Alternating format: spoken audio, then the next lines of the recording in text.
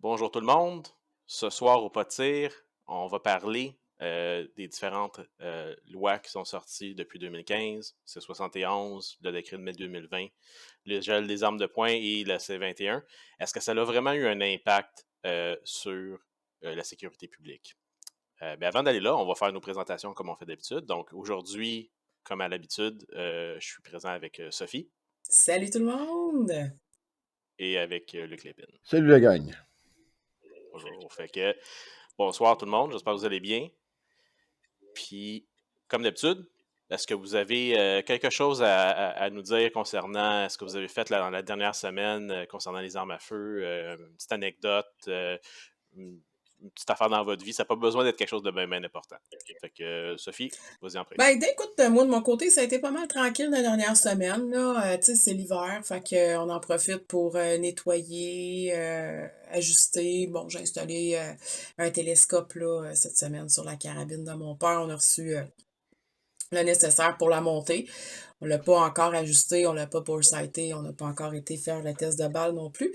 Mais ça va venir là, j'attends juste qu'il fasse un petit peu plus chaud, là, que ça soit juste un petit peu plus agréable là, quand tu es statique, là. C'est le fun de faire du tir l'hiver, un petit peu plus en mouvement, là, du pistolet, mais du tir, quand tu restes immobile, là, c'est un peu plus froid. Donc, C'est sûr que bore sighté slash zéroer un scope quand il fait vraiment, vraiment froid puis que tu trembles, c'est pas non, le c'est fun quand ça. t'as les mains gelées non plus, tu C'est sais. ça. Puis souvent, il y a la buée aussi qui se met de la partie et tout ça, là. Donc, on va attendre un petit peu. Je suis pas pressée. En fait, c'est une arme de chasse, là. C'est une 7 mm, là, Remington. Donc, je je vais attendre, là, plus au printemps, là. Puis on va aller s'amuser avec ça, là. Au lieu d'être de la neige, ça va être de la boîte. Puis toi, Luc, Bon. t'as-tu fait de quoi spécial cette semaine? Bah, comme d'habitude, je joue avec des guns. Plus particulièrement, c'est comme tu sais, depuis le dernier podcast, j'ai reçu ma nouvelle PCC, la Raven de Lockhart Tactical, qui sont basés, eux, en Colombie-Britannique. Très belle arme. Fonctionnement, normalement, là, quand on fait le break-in, c'est normal, les 200-250 premières, on a toujours des petites surprises, tout ça. Ça a été fait. J'ai fait un petit développement comme de cartouches plus spécifiques pour cette arme-là, vu que je tire avec un muzzle brake. Mhm. Je sais pas, c'est quoi le mot en français, muzzle Un brake? frein de Un bouche. frein de bouche. OK? On Euh, va utiliser muzzle on va brake, je pense utiliser que tout le muzzle monde brake, je comprend pense c'est que quoi. c'est tout le monde va bien le comprendre. Puis, C'est ça. faites le zéro là-dessus, ça va super bien. C'est comme t'es double optique, un optique qui est zéroté à 15 verges.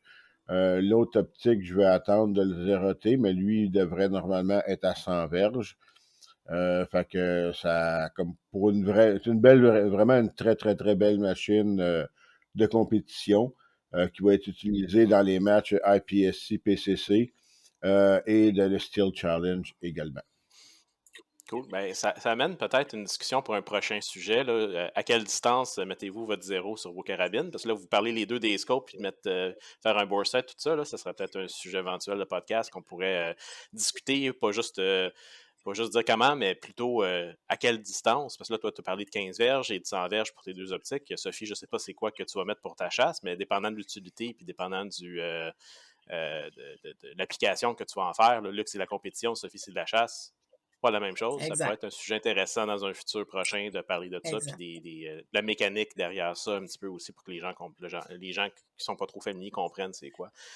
Peut-être c'est noté pour un prochain Ouais, podcast. c'est pas Certainement. impossible, là, même, là, comme dire, on pourrait faire exemple, je pourrais présenter la Raven, tu sais, présenter comme un petit peu les systèmes d'optique qui sont dessus et le pourquoi qu'on a utilisé Mhm. ce double système d'optique lors de compétition. C'est des choses qui seraient intéressantes aussi, c'est comme à développer également. Absolument. C'est, comme je dis, c'est noté. Peut-être pas le prochain show, mais dans un show futur bientôt, là, on va en parler. Comme tu dis, Sophie, là, ça va être le temps des gens aller commencer à préparer leur équipement de chasse dans pas trop long. L'été, c'est généralement là que le monde va se préparer pour la saison qui s'en vient. Fait puis les compétitions, ben, ça s'en vient cet été. Là. Les compétitions, il y en a dans l'hiver, mais d'habitude, le PCC, tout ça, c'est plus C'est plus en été parce que c'est fait à l'extérieur. Donc, C'est vraiment, on va on est commencer paresseux. plus au mois d'avril. Il y a des compétitions quand même intérieures, mais c'est vraiment au mois d'avril que ça commence et on va s'étirer ça jusqu'au mois de novembre. Bon, c'est ça. Ben, c'est quand même printemps Oui, jusqu'à jusqu'à automne. tard Donc, l'automne. c'est ça. Fait que, écoutez, comme je dis, c'est pris en note. Peut-être un prochain podcast dans le futur, pas trop lointain. Moi, de mon côté, quelques petites affaires aussi, mais un point qui s'est démarqué, c'est que je me suis fait demander mon opinion en tant qu'expert, entre guillemets, sur les armes à feu. Dans le cadre d'une succession, on a fait des podcasts dernièrement. On parlait de C21, notre premier épisode, on parlait de C21 et les implications sur les successions. Puis on parlait, il doit y avoir quelqu'un qui est mort à un moment donné. Ben, comme de fait, malheureusement, c'est arrivé ce qui arrivera. Je ne vais pas aller dans les détails de la succession, seulement dire que c'est quand même, il y a plusieurs types d'armes, des armes qui peuvent valoir extrêmement cher, des armes peut-être plus normales aussi, mais c'était quand même une bonne collection. Puis la personne, dans le fond, était un petit peu mêlée avec tout ce qui se passe avec C21. Puis, est-ce qu'on fait désactiver? Est-ce qu'on vend quelqu'un? Si je peux-tu transférer ça à telle personne ou à telle personne? Donc, il y avait beaucoup de questionnements. Malheureusement, pas de réponse encore 100% claire pour lui, dans son cas, lui, qu'est-ce qu'il veut faire avec la succession. Mais au moins, j'ai réussi à lui donner une petite piste de recherche avec les informations qu'on a réussi à trouver là, concernant C21. Donc, à suivre, Oui. peut-être. On va voir avec ça, Parce qu'est-ce qui se passe. Je ne veux pas en parler trop. Non, effectivement, parce que, comme je dis, moi, j'ai déjà eu des petites informations pour avoir posé les questions au contrôleur des armes à feu. Puis, ça reste quand même quelque chose de très ambigu, même quand il nous donne officiellement une réponse. C'est pas clair. Mhm. On a l'impression que même eux le savent pas vraiment. Mhm. À la base, ces gens-là n'ont pas nécessairement toutes les connaissances en matière de loi, tu sais, les lois, on a les lois fédérales, mais on a aussi des lois provinciales qui viennent légiférer sur certains paliers au niveau des armes à feu. Donc, souvent, ben, on va appeler ORCMP, Gendarmerie royale du Canada, qui, eux, vont nous transférer au contrôleur des armes à feu de notre province. Souvent, ces gens-là n'ont pas nécessairement l'information ou ne veulent pas se mouiller. Donc, tu sais, veulent pas faire non plus ce qu'on appelle de la désinformation, donner des choses qui sont erronées. Par contre, les gens, souvent, ils vont pas aller se renseigner auprès de ces autorités-là, vont se renseigner auprès de Pierre, Jean et Jacques. Ce qui fait en sorte que c'est là qu'on tombe dans la désinformation, c'est là qu'on tombe aussi dans la possibilité d'avoir des problématiques. Tu sais, c'est malheureux de dire ça comme ça, mais nul n'est censé ignorer la loi. Donc, on le voit là souvent là, dans ce qui se passe là, dans les médias, il y a des arrestations et tout ça. Quand c'est fait en connaissance de cause, malheureusement, les armes à feu, pour l'instant, lors d'une succession, pour l'instant, au Québec, si les héritiers ou le liquidateur testamentaire n'a pas le permis requis, ben c'est soit qu'on demande à une personne qu'on connaît s'ils peuvent les entreposer, sinon, ben, ça s'en va malheureusement à la police. Et après, c'est Puis, toute une histoire de les récupérer. Et j'ai aussi entendu, je ne vais pas dire d'histoire d'horreur, là, mais une personne qui appelle justement la police parce que, bon, son mari est décédé, elle ne sait pas quoi faire avec les armes, puis elle ne peut pas garder les choses chez elle pour l'instant. Ils ont pris ça, comme ça, et ils ont mis ça dans la valise du véhicule, sans précaution quelconque, pas d'étui ou quoi que ce soit. Donc, il y a des armes qui se sont évidemment abîmées. Tu sais, ces gens-là n'ont pas non plus de moyens, n'ont pas de référence non plus, là, même au sein de nos propres organisations à nous. On n'est pas capable de trouver les réponses.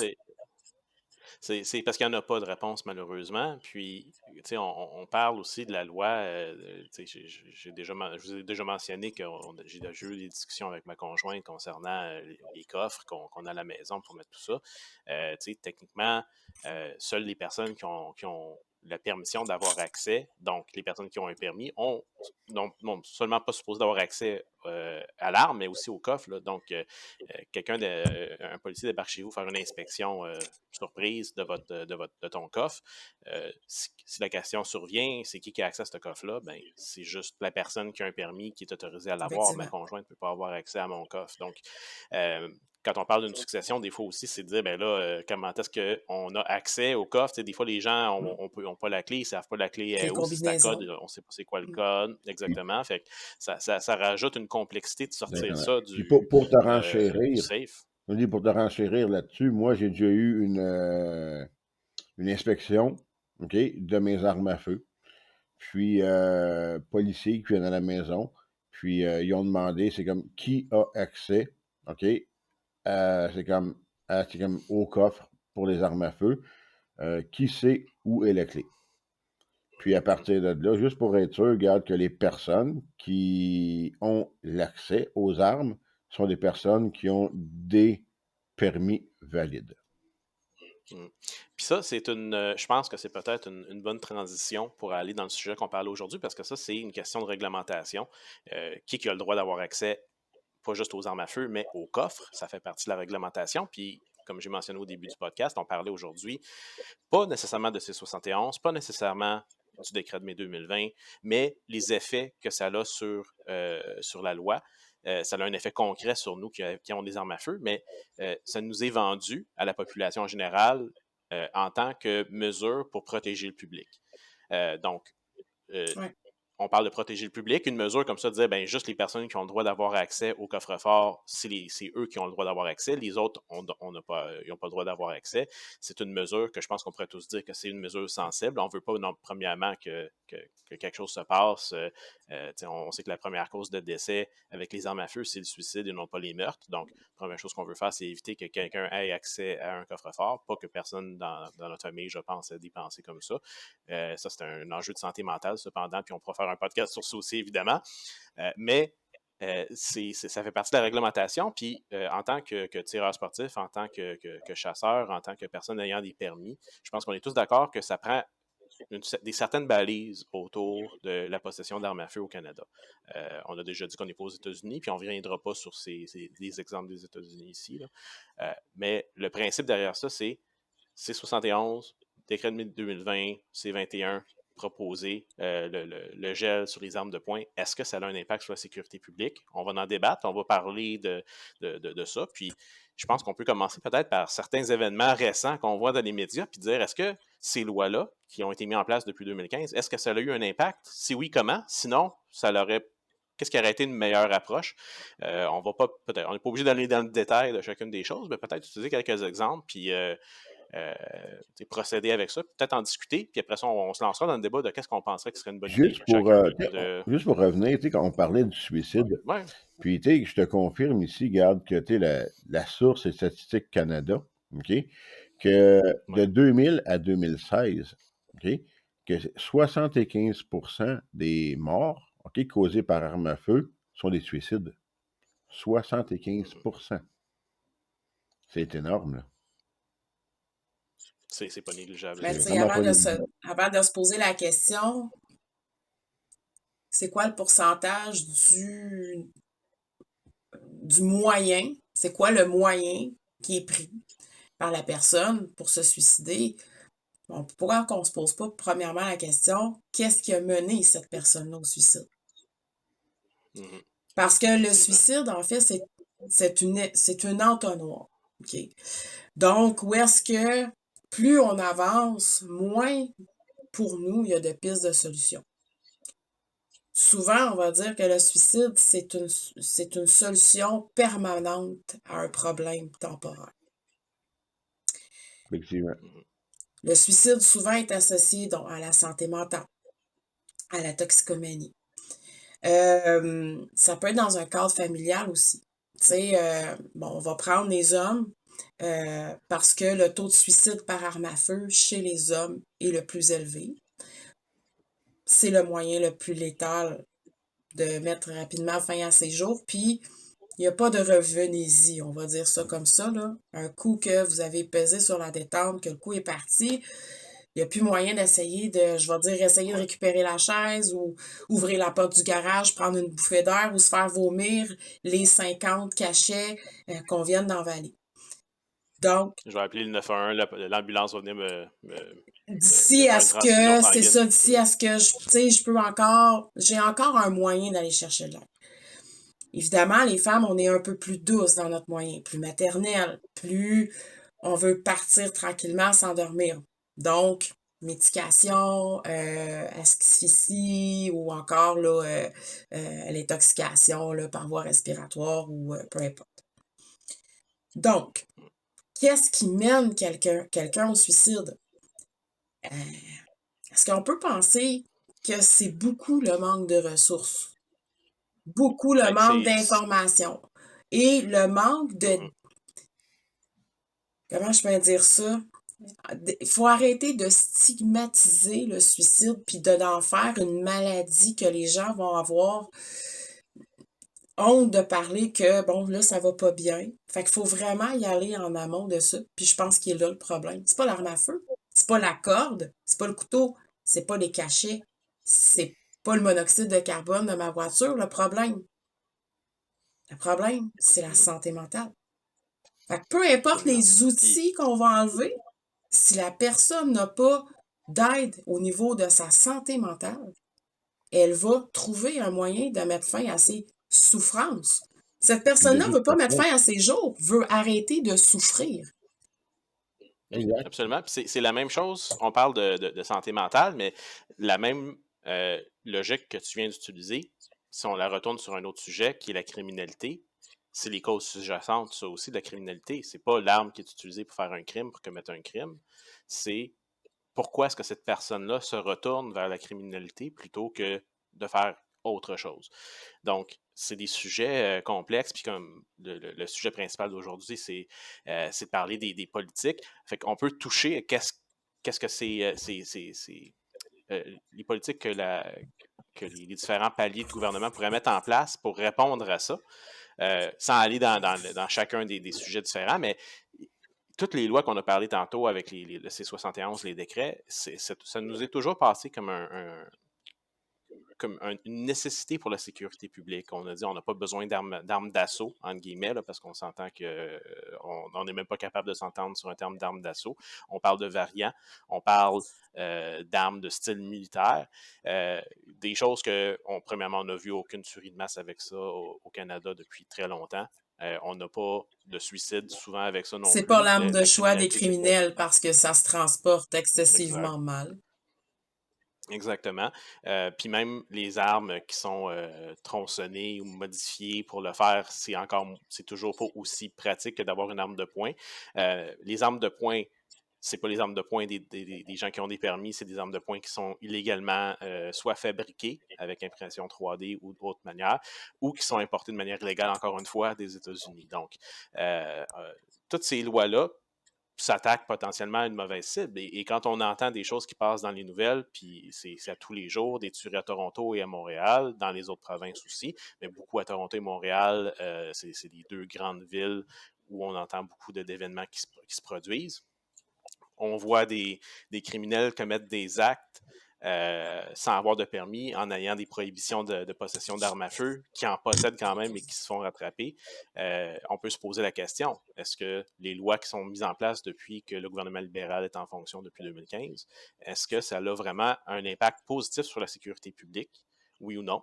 Et si oui, ben, faites votre point. Si la réponse c'est non, on en discute aussi et on valide qu'est-ce qui est bon, qu'est-ce qui est mauvais, tout en essayant de comprendre aussi la réalité au Québec, là, qui est un petit peu différente du reste du Canada.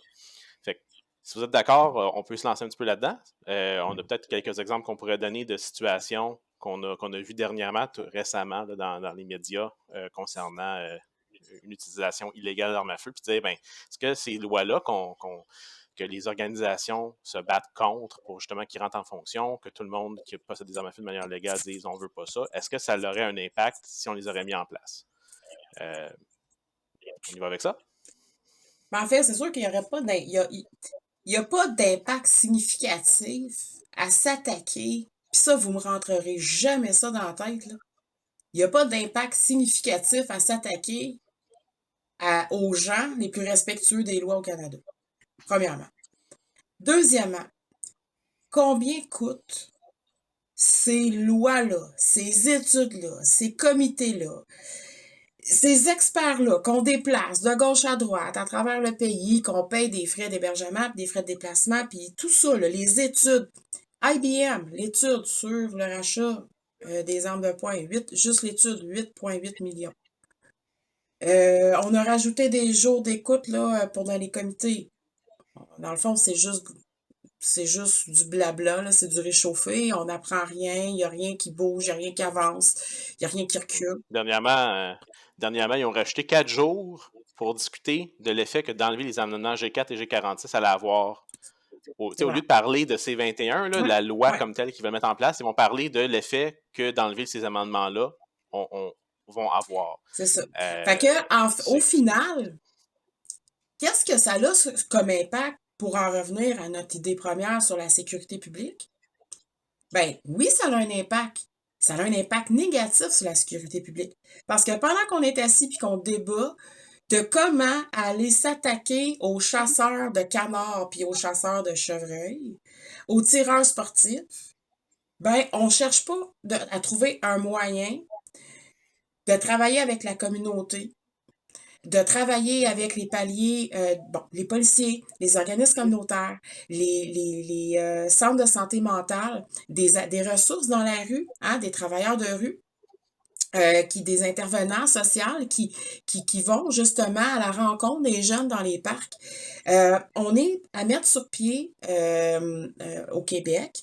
Il y a plus là, de 2 millions là, qui vont être injectés sur 2 ans à la création d'une ligne téléphonique sur la violence et les armes à feu. Donc, un genre de 911, si on veut, 811 ou 411, 511. On a beaucoup des 11 au Québec, là. Tantôt, on va avoir fait le tour.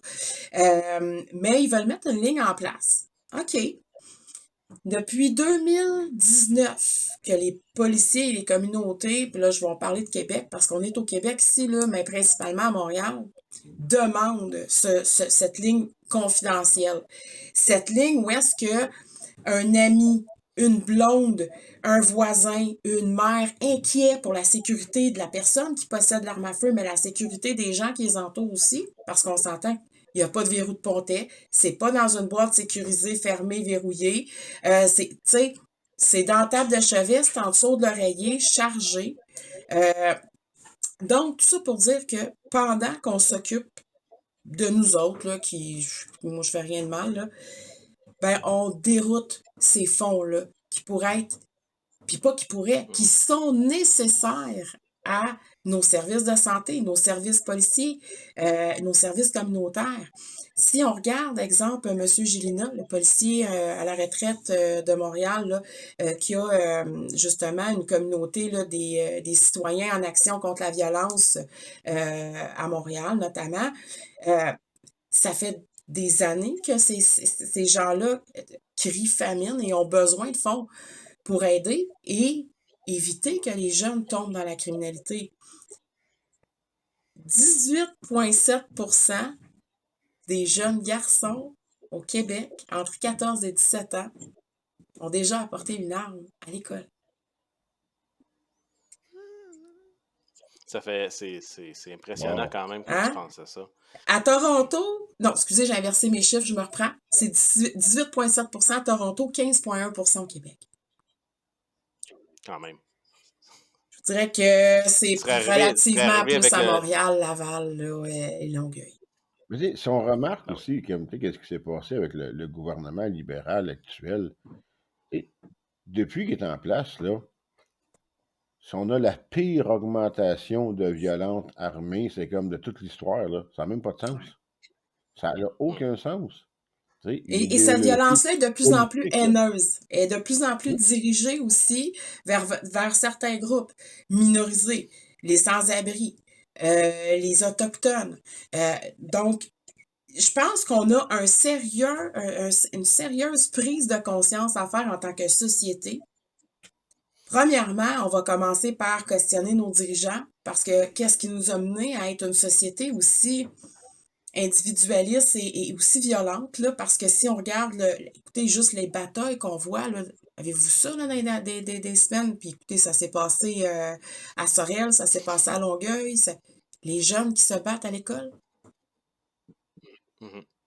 On est C'est. au-delà des lois de violence, on est au-delà de la saisie des armes à feu, on est même pas rendu là. Faudrait travailler avant qu'on en soit rendu là. Et il est là Oui, le problème. Et c'est ça qui me rentre pas en tête. Pourquoi nos dirigeants ne s'assoient pas? Excusez ma montée de lait, les gars, là. Mais c'est Correct. mes enfants, c'est mes petits-enfants qui est à venir. Tu sais, je veux dire, pourquoi on s'assoit pas pour vraiment corriger le problème à la source? Plutôt que de lancer des lois qui coûtent des milliards, des billions, là, des milliards de milliards pour absolument rien. Mais t'aimeras pas ma Ben, réponse. Un vote politique, c'est tout simplement ça. c'est C'est politiquement le plus. dommage, là. J'aime pas cette réponse-là. Mm. J'ai dire ça, mais c'est la réalité. Qu'à un moment donné, regarde, pourquoi que tu n'offres pas des programmes de soutien aux jeunes qui en ont besoin? Non, non, on va juste comme flouber de Dans le l'argent sport, pour un faux sentiment de sécurité. Le problème, c'est qu'il y en a, puis c'est comme l'espèce de numéro, comme le 911 pour les appels que tu disais, Sophie. mhm, Toutes les mesures qui sont mises en place, il y en a qui existent, sont tous sous-fondées. Exactement. Il y a un problème de financement, sous-financé, excuse-moi, je dis sous-fondé en anglais. Là, Ils n'ont pas c'est la d'argent traduction pour ça, littérale. mais ils peuvent dépenser sans Sous-financé. compter ailleurs. mais Ouais, c'est sous-financé, puis si on prenait l'argent qui était utilisé pour viser les chasseurs, les tireurs sportifs, et qu'on mettait une fraction de l'argent, on a parlé de 8 millions pour IBM, ouais, là. Ça, c'est c'est rien, pour une ces 8 étude. millions-là pour C'est juste IBM. pour une C'est étude. pour une étude. On avait parlé, podcast précédent, que ça allait coûter au minimum 700 millions pour un rachat pour le décret de mai 2020. Les estimations plus réalistes de d'autres organisations disent que ça va probablement coûter dans les milliards, de 1 à 2 milliards de dollars, sinon même potentiellement plus. Mhm. Cet argent-là des contribuables canadiens pourrait directement influencer ces programmes d'intervention pour les jeunes, programmes d'intervention pour les violences, et fournir aussi des ressources, pas juste pour ces organismes-là, mais aussi pour appliquer les lois qui sont déjà en place, que si, justement, les effectifs policiers, les effectifs aux douanes, le CBSA en anglais, excusez-moi, s'il y avait le financement nécessaire pour pouvoir conduire les opérations qui ont besoin de conduire, on aurait peut-être moins justement de trafic d'armes à feu, on aurait moins de Mais, criminalité, on aurait moins de signalements qui ne sont pas répondus par la police, comme on a vu en Nouvelle-Écosse, des gens qui répondent, qui appellent et disent cette personne-là c'est un danger. Parce que c'est bien beau de signaler, de dire que cette personne-là est un danger, puis d'avoir un numéro où appeler pour faire le signalement. S'il n'y a personne qui prend action exact. pour répondre à ce signalement-là, puis aller voir la personne, dire hey, ça va-tu bien? Hey, ou à venir l'arrêter si c'est une personne qui a une arme illégale, ben ça sert à quoi ce numéro-là? Ça sert à avoir un numéro pour dire on a fait de quoi, mais finalement on n'a rien fait pour de vrai. Exact. Ça l'a fait ça paraît bien, mais au final, ça amène à Puis rien. moi, Ou on peut juste aider une petite partie de la exact. Puis moi, population. Excuse-moi de je vous vas-y. pose une question. Dans le contexte économique actuel, OK? Je pense qu'on est tous proches de nos sous. L'inflation nous touche. OK? Avant de faire une dépense, là, est-ce qu'on va planifier cette dépense-là? Est-ce qu'on va penser, c'est où est-ce qu'on a le plus de besoin? Nous, on le fait à notre niveau. Il me semble que à ce niveau-là, gouvernemental, oui, on sait que c'est gros, mais il me semble là, que est-ce que vraiment on est capable, dans le contexte économique, de dépenser des milliards qui n'aura aucune incidence, OK, sur ce qui se passe dans les villes, la violence armée? On va le dépenser le milliard. on peut-tu l'investir dans des meilleurs endroits tant qu'à le Le pire, dépenser? oui, mais le pire dans tout ça, là, ce qui est aberrant là-dedans, là, c'est que le gouvernement écoute de façon religieuse les lobbies anti-armes. Beaucoup. Puis, Il les écoute, puis sont partiellement, faut pas oublier, sont partiellement payés par le gouvernement aussi, là. ben, c'est sûr que par ricochet, tu sais, veut pas, généralement, Tu mords jamais la main qui te nourrit. en tout cas. Mais, ce que je trouve, Information à valider, savoir exactement jusqu'à quel niveau ils sont ouais, financés par le gouvernement. Là. c'est On ne ça. sait pas, c'est pas public. C'est pas Ben, pas, public. regarde, Ils veulent pas le on, publier, puis on se le cachera pas. Poli se souvient, OK? Je l'ai déjà trouvé public, OK? Il y a quelques années. Ils ont eu du ministère de la Sécurité publique, OK? Faudrait faire une recherche. Honnêtement, je l'ai déjà trouvé et je ne suis plus capable de le mais je retrouver. pense que tu le retrouveras pas non plus parce qu'on a fait quand même plusieurs recherches, puis c'est pour ça Ben, qu'on talonne beaucoup à essayer puis tu sais, d'avoir des puis moi, je informations. l'ai Mais vu. même si, Je même, l'ai tu vu. sais, qu'il soit financé ou pas, le problème, c'est de dérouter continuellement le vrai but, en fait. Tu sais, le but d'un bon père de famille, c'est-tu protéger ses enfants? Je veux dire, c'est pas de les mettre plus vulnérables encore. Mais là, c'est ce que je trouve fâchant, vraiment, c'est de nous mettre, nous, les propriétaires d'armes à feu légales, sous les projecteurs, nous démoniser. Puis ça fait 30 ans là, qu'ils font ça, là, c'est incroyable. Mais quand, au fond, si on s'assoyait à la même table, puis l'invitation a été lancée à plusieurs reprises, puis ça n'a Mhm, jamais été répondu, ils veulent rien, exact. mais de rien savoir. Pourtant, si je ne m'abuse, pour prendre le lobby là, ici au Québec, Police se souvient, si je ne m'abuse, leur but, c'est la sécurité du public. C'est la sécurité des femmes, d'être protégées par les hommes misogynes qui pourraient s'attaquer aussi, comme on a vu à la mosquée. Mais ça, là, moi, je suis à 100 000 à l'heure avec eux autres. Mon but aussi, en tant que Ça, mère de famille, c'est ça. décrit comme ça, C'est tout le beau. monde est Ben d'accord oui, avec toi. certain. Tout le monde est d'accord. Personne veut qu'une personne qui est misogyne, raciste ou peu importe Ça a sa commette des place. actes Ben non, ça n'a pas sa place, mais pas du tout. atroces. Sauf Exactement. que, rendu là, de m'inclure et de dire haut et fort publiquement que je suis potentiellement un danger à en devenir parce que je suis une propriétaire d'armes légales, écoutez, là, vous poussez ça pas mal trop loin pour moi et vous déroutez le vrai but de tout ça, c'est la sécurité du public. Vous Ben, déroutez des tant qu'à fonds. ça, c'est un véhicule de type cargo noir, ben t'as un véhicule bélier. Fait que Non, c'est le mais même problème. Tu sais, je veux dire, on peut appliquer ce principe-là à beaucoup de choses, là. Sont pas pendant plus un ce problème temps-là, qu'un autre. là, la moyenne d'attente pour un jeune, OK, entre 12 et 17 ans, moi, j'aime ça des âges, moi, ça c'est nos ados, ça, 12 et 17 ans, hein, c'est nos plus écorchés, Oui. ceux-là, là. Surtout là, avec la pandémie, l'isolation et tout ça, le taux d'attente pour être répondu par un intervenant en santé mentale est de 113 jours en première ligne. Ça veut dire là, que c'est important. 113 jours. Ça n'a aucun sens. En deuxième ligne, quelqu'un, Tu peux en faire des niaiseries là, en 113 jours. Là. tu peux te rendre loin en Si t'es pas tabarnouche en encadré, 113 jours. ben c'est ça. Exactement. Et 295 jours en moyenne au Québec, avoir accès à des soins de santé mentale à un intervenant pour une deuxième ligne. Donc, quelqu'un qui est un peu moins, je vais dire, urgent. Est-ce que...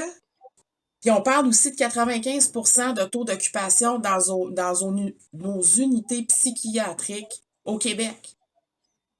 Est-ce Wow. que juste là, on n'aurait pas matière à travailler? Juste là. Juste Prenez là, mon il y a le 8,8 problème. millions de tantôt, rouge là, puis allez donner ça, là. Mm. Puis écoutez, là, ces chiffres-là, je les invente pas, là. Faites vos recherches sur Google, là. C'est le ministère de la Santé publique du Québec, c'est Suicide Action, je suis allée consulter.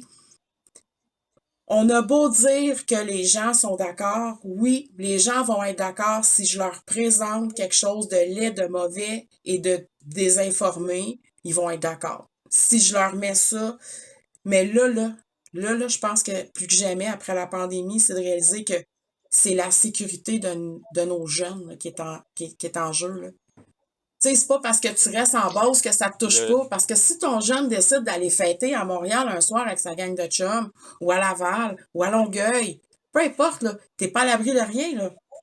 Des fous, il y en a dans toutes les villes, là.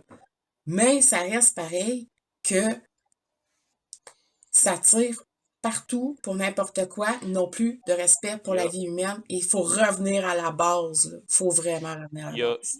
il y a deux problèmes avec ça, malheureusement. Pourquoi que c'est pas fait que je peux voir en premier plan. Le premier, et non le moindre potentiellement, mais je te dirais celui que administrativement, ça serait la réponse, c'est que le fédéral, c'est pas sa juridiction, c'est pas de sa juridiction, excuse-moi, la santé mentale ou la santé en général. Fait que de mettre des fonds là-dedans, on l'a vu dernièrement, il y a eu des négociations Pas concernant la terminé encore. santé, pas terminé. C'est extrêmement difficile pour les provinces de négocier à ce niveau-là parce que le fédéral dit c'est à vous de payer ça, de vous de gérer ça, puis on ne veut pas vous donner de l'argent parce que c'est pas notre mandat.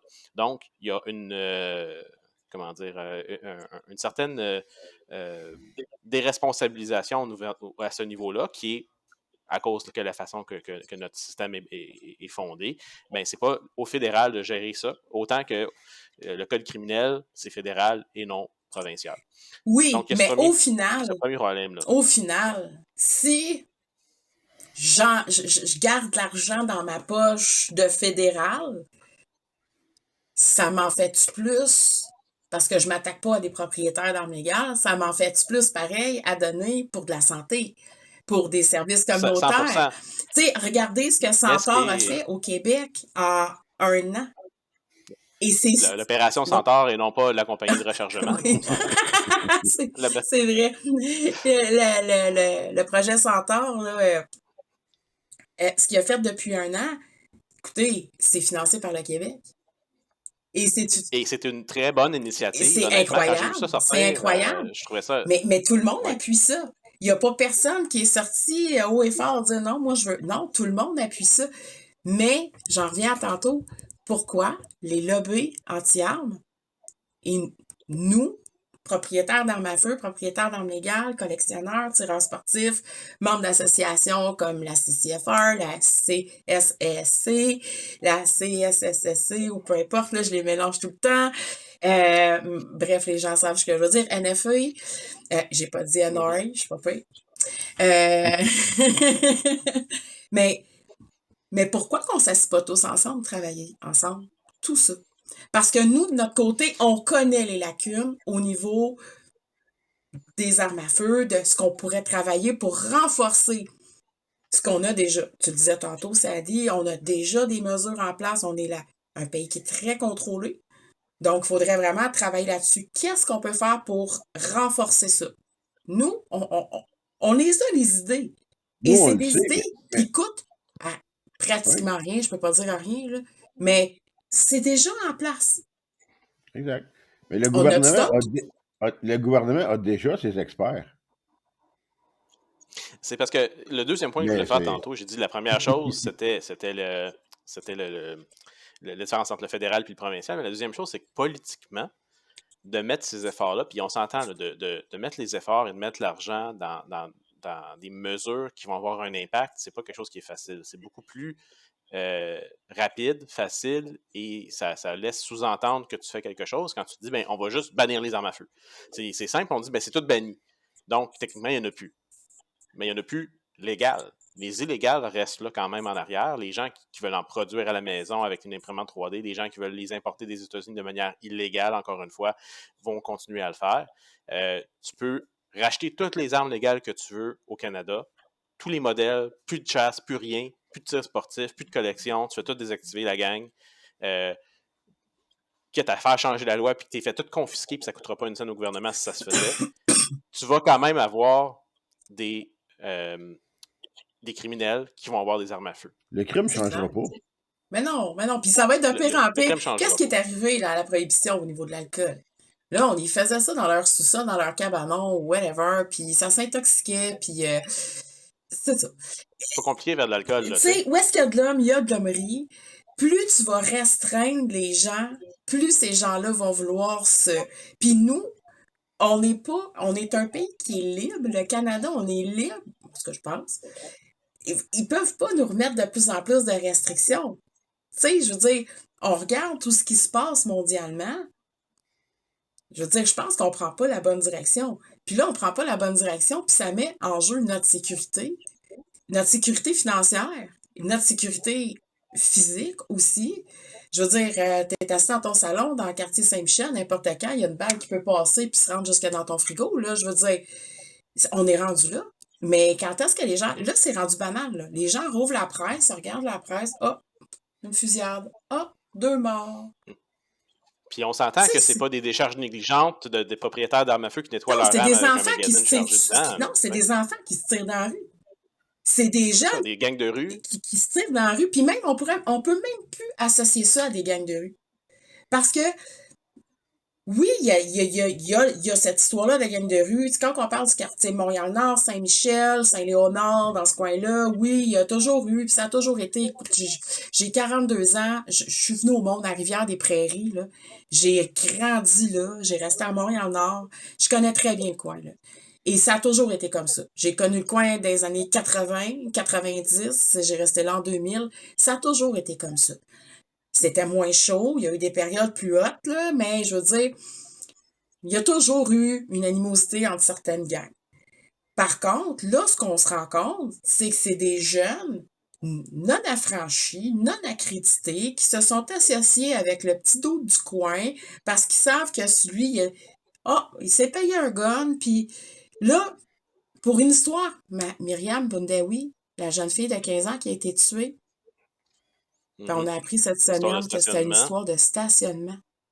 La petite cocotte de 15 ans qui avait un avenir devant elle a une balle dans la tête pour une histoire de stationnement. Fait qu'on parle plus d'une histoire de règlement de compte, de deal de drogue, de cocaïne ou de... Non, non. Là, on est rendu de... T'as regardé ma blonde de travers? Paf, paf. Mais on prend ça où? Dans les films? Dans les jeux vidéo? C'est peut-être là. Bannir les jeux vidéo avant de bannir les armes à feu. Ça, je vais te dire non. Parce que, encore une fois, ça... Non, mais, tu vas me non, mais chercher. vous comprenez, Non, mais... on prend ça où? Tu sais, je veux dire, moi, j'ai pas ça en moi.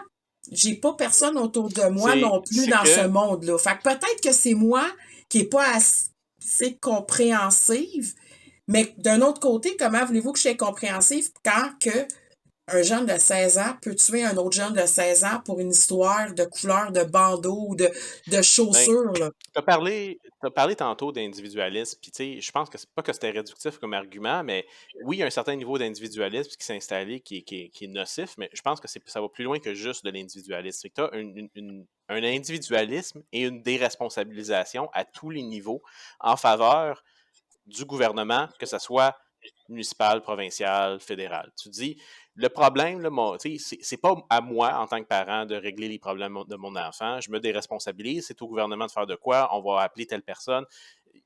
Puis au final, ce que ça fait, c'est que ça fait des adultes aussi.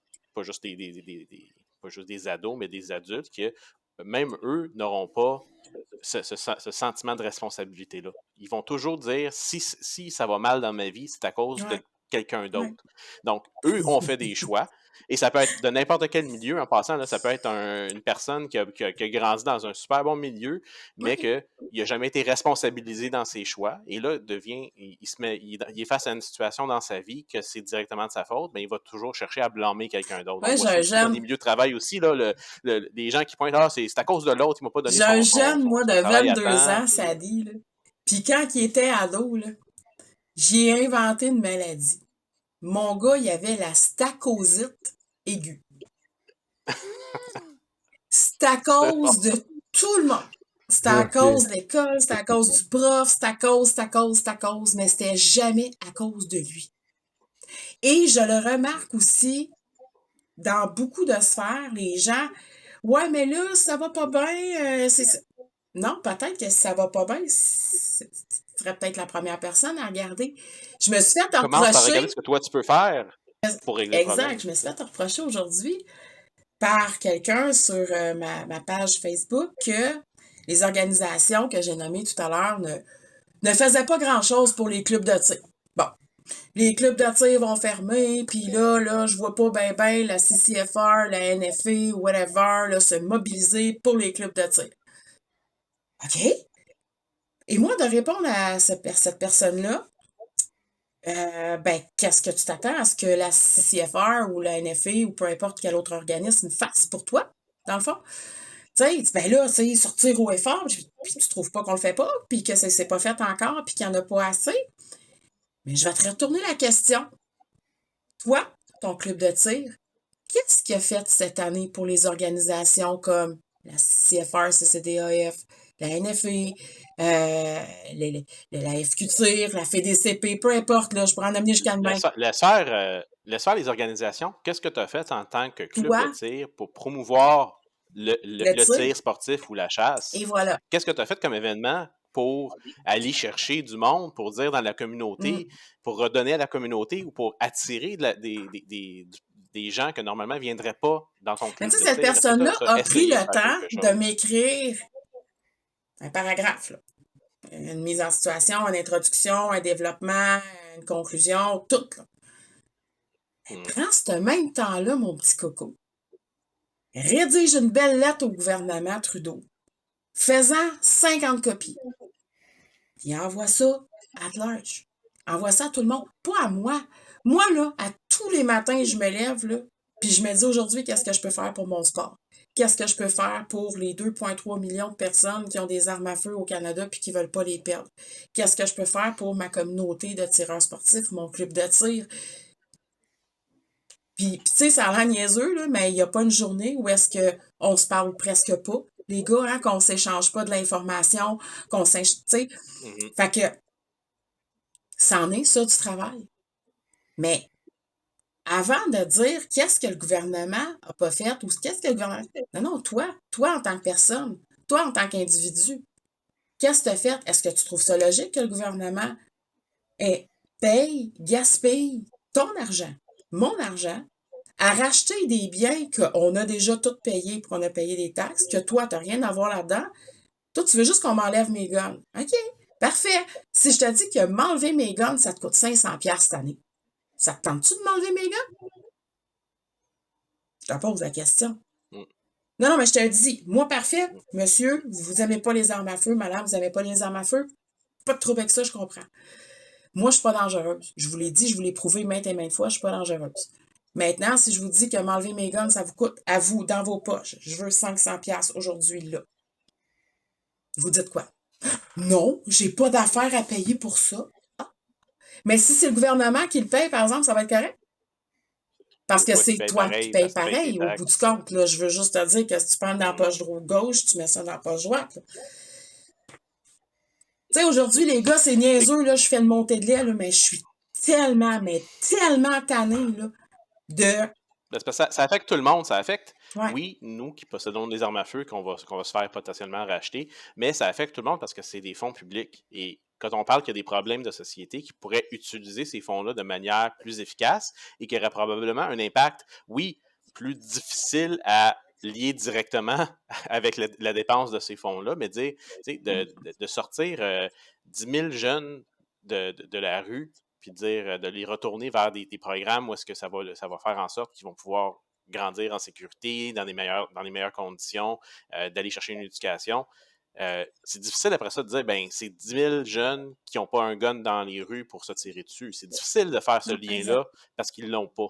Tandis que de dire, ben on a confisqué 50 millions d'armes à feu au Canada, parce qu'on a confisqué tous ces modèles-là, tout ça, de tout le monde, ben, si tu as quelque chose dans tes mains d'un bord que tu as payé pour X montant, puis tu es capable de dire, ben, voyez, on en a confisqué autant, donc les crimes vont diminuer. La seconde que ton crime va diminuer de 0,5%, ils vont se taper dans le dos et dire, good job tout le monde.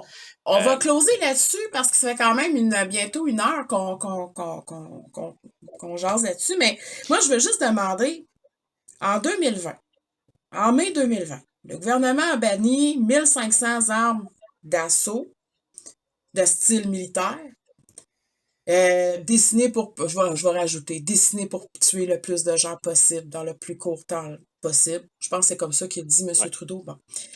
C'est paraphrasé, mais C'est pas pas mal mal ça ça qu'il qu'il disait, dit. là. Bon. Depuis, là, on les a toutes, hein? On les a toutes gardées. Moi, en tout cas, j'ai rien envoyé au gouvernement. Vous autres, les gars? Non. Hein? Ouais. Non. Il est arrivé de quoi? Sont Ben, dangereuses? Non, mais attendez une minute, sont dangereuses, ces armes-là. Là. Oui, il Il est faut arrivé de quoi? investir des milliards pour nous les enlever, là. Moi, les miennes sont arrivées quelque chose. Ils sont pleines de poussière.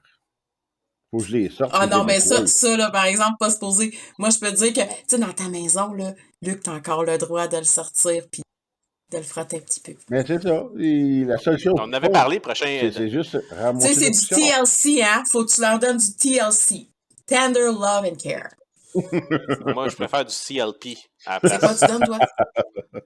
Moi, je donne du CLP à la place. C'est quoi? Ça marche mieux. Du Clean Lubricate Protect à la place. Un peu d'huile. Bon. Ça marche mieux pour essayer que la poussière puis Ouais. l'eau. Ok. Mais, Mais non, écoute, t'as raison, Sophie, ça fait presque une ouais. heure. Fait que si ça vous dérange pas, on s'était sorti tantôt quelques petits exemples d'événements qui se sont passés dernièrement. Fait que sans passer, comme je disais, beaucoup de temps à parler de ça, en gardant en tête les lois qui sont venues en fonction depuis 2015 ou celles qui sont proposées, qui ne sont pas encore en fonction, est-ce que ces lois-là aurait changé le déroulement de ces choses-là. Donc, on regarde ici, je pense qu'on avait cinq exemples, notamment un en fin de semaine. On va commencer par lui parce c'est chronologiquement, je pense que c'est lui le plus vieux de la gang, ou un des plus vieux du moins, que notre cher monsieur qui avait une propriété sur le bord de la frontière aux États-Unis, avait été chercher c'était 248, 249, dépendant de où est-ce que tu regardes la source, mais en gros, grosso modo, 250 armes ou les culasses d'armes de type Polymer 80, exact. des carcasses d'armes Polymer 80, et avait passé ça aux douanes dans des gros sacs de hockey. Quand on a lu quelques articles. Ben là, il s'est acheté une maison sur le bord des douanes. Tu sais, là, on peut pas dire que ce gars-là savait pas ce qu'il faisait, qu'il avait pas planifié son coup, qu'il avait pas... Il se fait pogner, mais pas... Moi, je comprends pas la logique. Son explication, c'est un gars qui me devait de l'argent m'a demandé de passer des sacs entre les États-Unis et ici. Parce qu'il me devait de l'argent, j'allais le faire parce qu'il allait me donner un 30 000 $ de plus. Donc, je comprends pas pourquoi c'est lui qui prend ce risque-là. Ouais. Je comprends pas pourquoi c'est lui qui a pris le risque. Moi, j'aurais dit, tu me dois 7 000 $. Fais ce que toi tu veux. Je veux mon 7 000 $. Arrange-toi. Moi, ce que je trouverais drôle là-dedans, là, c'est la justice a vraiment cru ça, là. Sérieusement. C'est vraiment crédible, cette histoire. L'affaire, non seulement il a cru ça, mais ce qu'on a appris en fin de semaine, c'est que cette personne-là, et non seulement parce que avant cette fin de semaine, il était en liberté conditionnelle, supervisée, mais là, on a appris en fin de semaine, qu'il est en liberté totale. Donc, il y a encore certaines conditions à remplir, mais là, je pense qu'il y a des transactions. Quand il fait des transactions bancaires, je pense qu'il doit donner ça à son agent. Là, puis quelques petites choses comme ça, mais en gros, cette personne-là, elle est libre. Là. J'ai le goût de m'acheter un squeaky toy. Tu sais, une genre de poule, là, squeak, là, qu'on donne. Puis à chaque fois, là, qu'il va avoir une affaire niaiseuse de même, là, j'en fais des pouettes avec ma... Non, mais ça fait-tu du sens? Non, sérieusement, là. T'sais, fait que ça, les lois qu'on a, là, les lois qui ont été rajoutées, là, c'est 71 décrets, ça aurait-tu changé quelque chose? Ce gars-là, il a fait ça, je pense, en 2020. Donc, déjà, il y en avait certaines qui étaient déjà actives. Mais est-ce que c'était un manque au niveau des lois? Est-ce que rajouter une loi de plus aurait fait quelque chose? Non, puis au contraire, il aurait fallu, c'est pas au niveau de la loi, parce que ce gars-là, il a été arrêté. En vertu du fait de, ces accusations, là, X, Y, Z, il a été arrêté, ce gars-là. Le problème, c'est les libérations conditionnelles, c'est la remise en liberté, le système de justice. La sentence bonbon. La sentence bonbon, les C5. Ah oui, mais il n'y avait pas d'antécédent. Il travaille chez Desjardins. Bon, on a vu ça, les gens qui travaillent chez Desjardins, ils coulent de l'information. Bon, OK, c'est pas fin ce que je viens de dire là, mais ça reste pareil que c'est pas parce que tu travailles chez Desjardins que t'es bien crédible. Hein? On va se le dire. Tu sais, notre néo-écossais, cette semaine, qui a été arrêté à avoir imprimé des carcasses de Glock en 3D. Donc, puis, il y en avait déjà de montées, prêtes à la revente. Et c'était des pas des semi-automatiques, là, les Glocks, des pistolets semi-automatiques, mais ceux-là, c'était en full automatique. Donc, rien de moins. Il y avait des Tant qu'à être, 5... tant qu'à être illégal, on va l'être au complet. Ben oui, Ben oui, enlève la pourquoi pas. switch, go full automatique. Mettre un chargeur drum en dessous, ça va aller plus vite. Rendu là. Rendu là. 5 silencieux. Bon, il précise là, dans l'article que ces pièces sont illégales au Canada, effectivement, les silencieux et même les faux silencieux là, qui font semblant que, je peux vous dire, pointez-vous pas dans un club de tir avec ça, là, vous faites regarder de travers pour rien. Ouais, les fake cans, Ouais, là, c'est ça. ouais, je sais. C'est comme une Honda, C'est légal, comme une là? Honda Civic qui essaye de faire du son, là, des fois, c'est fake can pas mal. Ben, ce monsieur-là, que je ne sais pas son âge, mais ce monsieur-là a été libéré sous caution. Il a été accusé de possession illégale d'armes à feu, de 3 possessions non autorisées d'une arme prohibée, trafic d'armes, fabrication, 15, en tout cas, puis une autre quinzaine d'infractions. Ben, l'accusé a été libéré sous condition et il doit comparaître devant la cour le 7 mars. Bravo, M. Trudeau, hein? Donc, Ben, tu sais, déjà, je veux dire, à quelque part, comment convaincre la population criminelle, on va dire ça comme ça, les criminels de ce monde, que d'être un criminel au Canada, c'est pas cool. Ben non, c'est cool d'être un criminel au Canada, là. Je veux dire, tu peux être un criminel au Canada. Tu sais, quand ton propre premier ministre, ton propre premier ministre canadien te dit tu peux traverser au chemin Roxham au Québec. C'est illégal hein, de traverser une frontière sans avoir passé par la frontière, là, comme vous et moi on fait, là, mais c'est illégal. Mais le gouvernement Trudeau dit ben c'est pas grave, continuez de venir. Fait que dans le fond, le gouvernement Trudeau, ce qu'il dit aux gens, c'est rentrez chez nous, soyez illégal, mais c'est pas grave d'être illégal au Canada. On le voit, on peut imprimer des armes 3D full automatique, avoir des chargeurs puis des silencieux, mais on va être libéré, puis on va continuer de vaquer à nos occupations. D'ici ce temps-là, il va continuer d'en imprimer et payer son avocat. Mais c'est pas grave, t'as pas tué personne. Fait que si t'as pas tué personne, bah, regarde, il arrivera pas Parce grand-chose. que c'est vrai que j'avais oublié la notion canadienne de faut attendre qu'il arrive un drame avant de réagir. Je l'avais oublié celle-là. Je l'avais oublié celle-là. Fait qu'encore une fois, je repose la question, pour revenir à ce qu'on disait tantôt. Autre que le fait qu'il a été arrêté, fait qu'on sait qu'il a fait ces affaires-là. Donc, il y a eu quand même une certaine chose au niveau des forces policières qui ont fonctionné. Mais C-71, décret de mai 2020, gel des armes de poing, C-21 potentiellement qui viendrait plus tard si jamais c'était mis en place. Est-ce que ces lois-là auraient changé, auraient empêché à cette personne-là de faire ce qu'il a fait? Non, parce que, comme je me dis, ça ne les retouche pas. Ça les touche pas, ça. Ça les touche. Peu importe le nombre de lois qu'on va créer, ça ne change rien. Le criminel, c'est un criminel. Le criminel ne suit pas la loi. Les lois sont faites pour ceux qui suivent la loi. Là, ce qu'ils veulent faire, le gouvernement, avec leur loi C-21, puis les amendements G4, G46 qui sont tombés, mais qui vont revenir, comme on disait tantôt, en 2.0, ce qu'ils vont faire avec ça, c'est de rendre criminels des milliers de propriétaires d'armes légales, qui ont toujours été légales. Moi, ça fait 20 ans que j'ai ma carabine, j'ai 20 ans, j'ai mon fusil, 20 ans que j'ai ici, j'ai toujours été correct. Du jour au lendemain, je tombe un criminel parce que le gouvernement a décidé que pour lui, c'en était assez. Fait que, tu sais, faire parler une minorité pour une majorité, ça, pour moi, c'est undemocratic. C'est ça. Sur ça, on pourrait continuer vraiment longtemps, sauf que en dehors de ça... On en a d'autres exemples. J'allais dire, on en a d'autres exemples de choses qui se sont passées dernièrement, là, juste peut-être pour mentionner, pour que les gens le sachent. Et ça, c'est peut-être un exemple. Tu sais quoi, je vais se dire, parce que c'est un exemple positif pour les clubs de tir / magasins d'armes à feu et les détenteurs de permis. Là, mais on a vu, encore une fois dernièrement, ça c'était à Toronto, un petit monsieur qui était arrivé, qui avait... une prohibition de possession d'armes à feu, donc il n'était pas supposé d'en avoir. Il est arrivé dans un club de tir / magasin d'armes à feu. Puis, et là, c'est là que les gens, on avait des gens allumés dans ce magasin-là parce qu'ils se sont rendus compte que l'arme à feu qu'il a amené avec lui, on n'a pas tous les détails, mais selon ce qui nous est rapporté, c'était une arme à feu avec le numéro de série qui avait été rayé. Donc, arme à feu illégale détenue par une personne qui n'a pas de permis et qui a même un ordre de prohibition de possession d'armes à feu. Dans un club de tir. Le magasin, dans un club de tir, avec une il arrive arme là, buffée.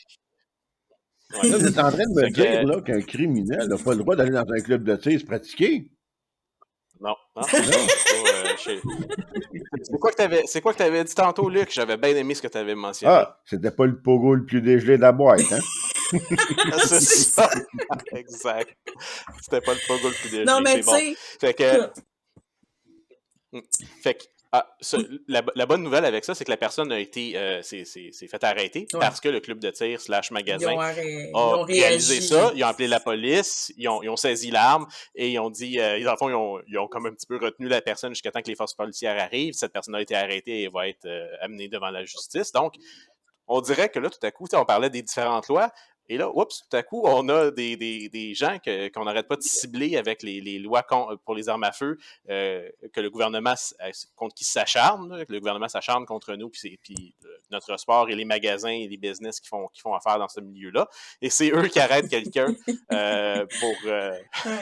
Mais ce que les gens ne savent pas, c'est que le club de tir, quand tu vas là, lui aussi, il a une responsabilité. Là, je veux dire, ne va pas au club de tir qui veut aller au club de tir. De même, tu te lèves pas un matin en disant, bon, aujourd'hui, je vais aller faire un tour là. Non, attendez une seconde. Il y a tout un protocole, il y a toute une organisation en arrière de ça.